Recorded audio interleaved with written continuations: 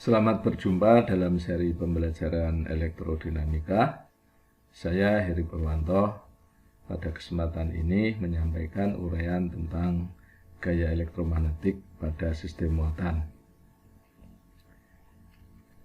Dalam hal ini, gaya elektromagnetik adalah gaya yang dialami oleh muatan listrik karena berinteraksi dengan medan listrik dan medan magnet.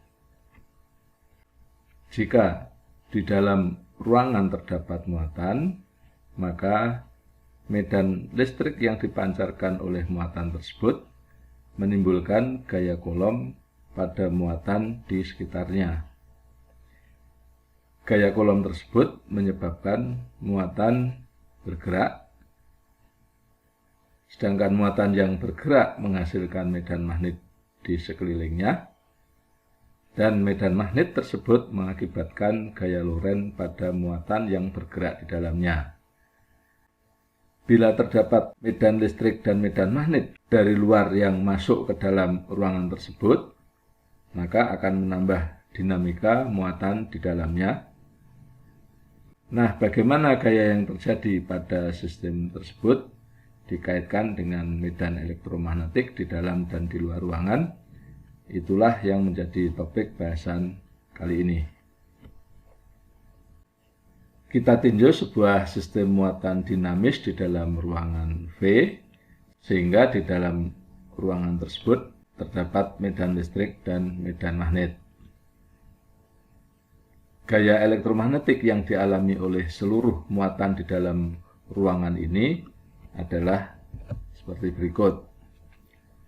Dalam hal ini, J ini adalah sama dengan rho V.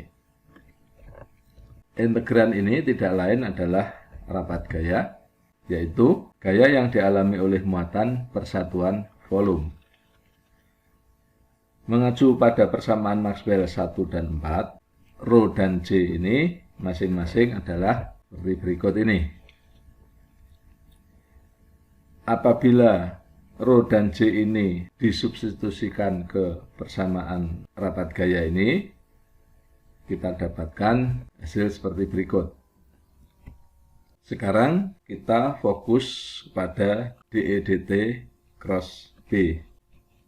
Untuk itu kita tinjau diferensial vektor E cross B terhadap waktu, yaitu di sini menjadi dua suku, yang mana vektor yang pertama ini adalah didiferensialkan terhadap T, kemudian dikalikan vektor yang kedua, kemudian vektor yang pertama ini dikalikan dengan turunan vektor kedua ini terhadap waktu. Kemudian kita punya persamaan Maxwell ini. Dari kedua persamaan ini kita dapatkan dE dt cross B sama dengan seperti ini. Jika kemudian ini kita substitusikan, maka kita dapatkan persamaan seperti berikut. Selanjutnya, kita perhatikan dua suku yang di tengah ini, yaitu E cross rotasi E dan B cross rotasi B. Untuk itu, marilah kita perhatikan rumus persamaan diferensial vektor berikut ini.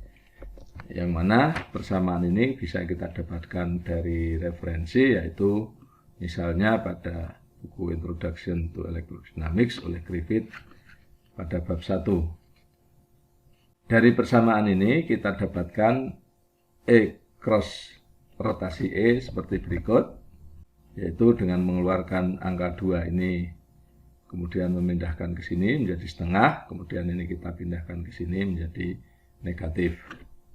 Dengan cara yang sama, maka kita dapatkan pula B cross rotasi B seperti berikut ini.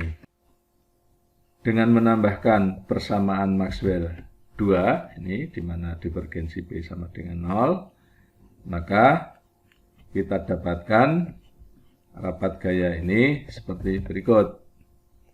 Yang mana di sini kita telah menambahkan divergensi B ini pada suku kedua ini.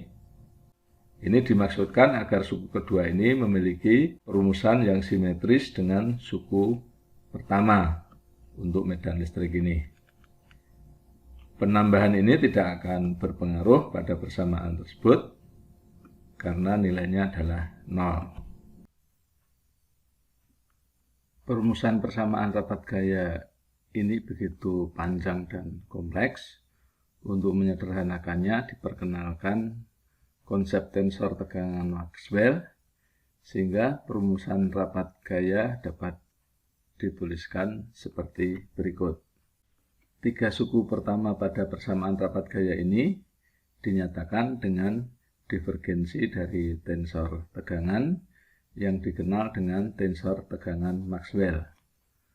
Tensor tegangan Maxwell dituliskan dengan simbol T dengan panah 2 arah di atasnya. Adapun S ini adalah vektor Poynting sebagaimana telah kita kenal sebelumnya, yaitu S sama dengan spermu 0 E cross B.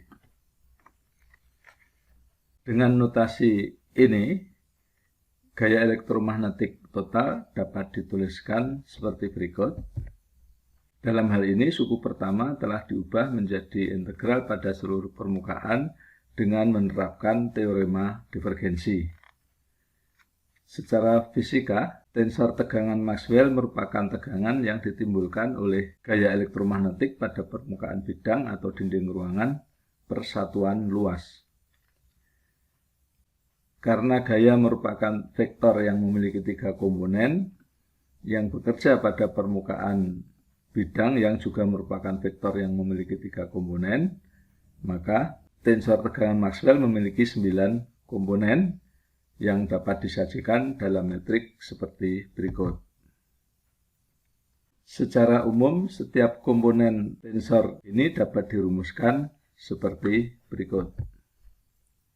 Komponen tensor ke IJ secara fisika memiliki makna sebagai komponen tegangan oleh komponen gaya ke arah I terhadap komponen permukaan yang menghadap ke arah J. Agar dapat lebih memahami, perhatikan uraian berikut ini. Kita telah memiliki tensor tegangan Maxwell yang disajikan dalam sistem koordinat kartesius, sehingga dalam hal ini indeks I dan J dalam komponen tensor tersebut menyatakan komponen arah dalam koordinat kartesius, yaitu X, Y, dan Z. Gaya yang bekerja pada permukaan bidang memiliki 3 komponen yang masing-masing ke arah X, Y, dan Z.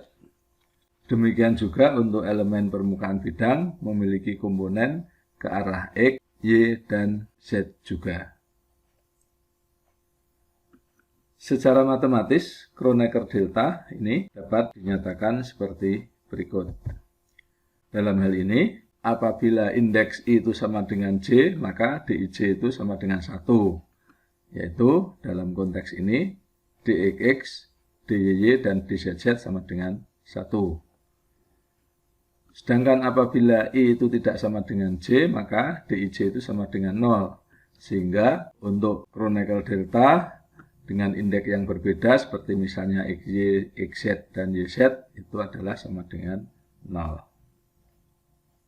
Misalnya komponen tegangan yang ditimbulkan oleh komponen gaya ke arah X terhadap komponen bidang ke arah X atau proyeksi bidang DA pada YZ adalah seperti berikut. Di sini I dan J sama dengan X, sehingga di sini adalah EI-EJ ini sama dengan EX, berarti ini adalah EX kuadrat.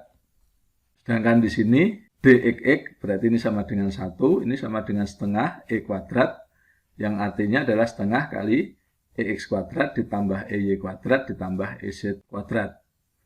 Nah, karena di sini tadi ini adalah ada EX kuadrat, kemudian di sini ada minus setengah EX kuadrat, maka ini menjadi setengah EX kuadrat. Sedangkan untuk EY kuadrat dan EZ kuadrat tetap, sehingga ini adalah minus setengah EY kuadrat minus setengah EZ kuadrat, dan setengahnya dikeluarkan. Hal yang sama terjadi untuk suku yang kedua ini, sehingga kita dapatkan seperti ini. Kemudian misalnya komponen tegangan oleh komponen gaya ke arah Y dan Z pada komponen permukaan bidang yang menghadap ke arah X masing-masing adalah seperti berikut. Nah, di sini karena I tidak sama dengan J, jadi ini adalah Y dan X, maka ini adalah EY dan EX, sedangkan DIJ ini adalah sama dengan 0. Sehingga di sini yang muncul adalah epsilon 0 EY EX. Demikian juga untuk suku yang kedua ini adalah sama dengan 0, sehingga didapatkan seperti ini. Demikian juga untuk komponen ZX. Dengan cara yang sama, maka kita bisa mendapatkan untuk komponen-komponen yang lain. Demikian uraian tentang gaya elektromagnet dalam sistem muatan. Saya Heri Purwanto. Selamat belajar, merdeka belajar.